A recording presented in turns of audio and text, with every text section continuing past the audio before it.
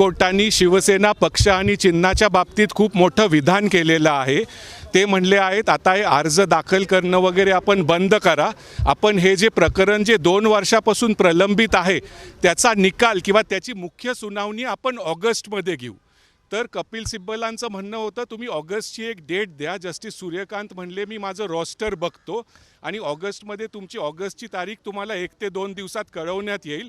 ऑगस्टमध्ये ह्याची सुनावणी होईल, त्याच्यानंतर जजमेंट रिझर्व होईल। जर ऑगस्टमध्ये सुनावणी झाली तर शिवसेना पक्ष आणि चिन्हाचा निकाल सप्टेंबर, ऑक्टोबर किंवा नोव्हेंबरमध्ये लागू शकतो। आता ऑगस्टमध्ये ते बोर्डावर येईल, परत ते मॅटर पोहोचायला पाहिजे, त्याच्यावर सुनावणी होणार।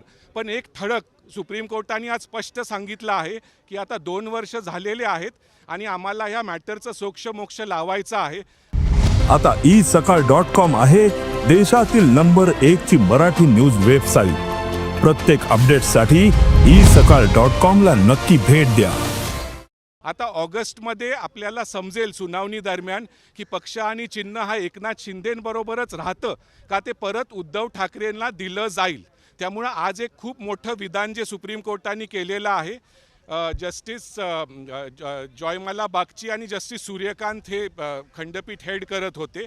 मुकुल रोहतगी आणि नीरज किशन कौल हे एकनाथ शिंदेंच्या वतीने अपियर झाले आणि रोहित शर्मा आणि कपिल सिब्बल सिनियर ॲडव्होकेट हे उद्धव ठाकरेंच्या वतीने अपियर झालेले आहेत। तर उद्धव ठाकरेंना हा मोठा दिलासाच म्हणावं लागेल, कारण जी अनिश्चितता होती 2 वर्षापासून त्याला आता सुप्रीम कोर्टाने स्वतःहून सांगितलं आहे की ऑगस्टमध्ये तुम्हाला तारीख देऊ, ऑगस्टमध्ये एकदम निकाल अपेक्षित करू नका असं माझं म्हणणं आहे। त्यावेळेस तारीख मिळेल, त्याच्यात सुनावणी होईल 1-2 दिवस, त्याच्यात अजर्नमेंट होऊ शकते। पण जर ऑगस्टमध्ये सुनावणी सुरू झाली तर ह्या वर्षाअखेरीस, वर्षाच्या आत शिवसेना पक्ष आणि चिन्ह कोणाकडे जाईल हे आपल्याला स्पष्टपणे समजेल।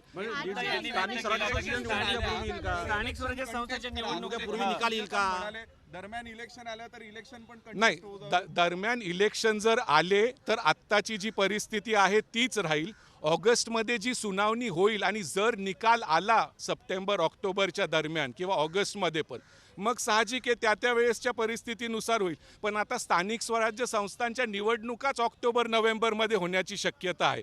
तर उद्धव ठाकरेंचा पूर्ण प्रयत्न असेल की ऑगस्टमध्ये ह्याची सुनावणी व्हायला पाहिजे आणि त्याच्यानंतर हा निकाल लगेचच यावा। स्थानिक स्वराज्य संस्थेच्या इलेक्शनच्या आधी त्यांचा प्रयत्न तर असणारच आहे। शिंदे गटाच्या वतीनं काय शिंदे गटाच्या वतीने म्हणणं होतं की हे 2 वर्ष झोपा काढत होते, त्यांनी काहीच केलं नाही। सुप्रीम कोर्ट म्हणलं तरी जे काय सगळं असेल 2 वर्ष झालेले आहेत आणि आता आम्हाला ह्याचा सोक्षमोक्ष करावा लागेल कधी ना कधी।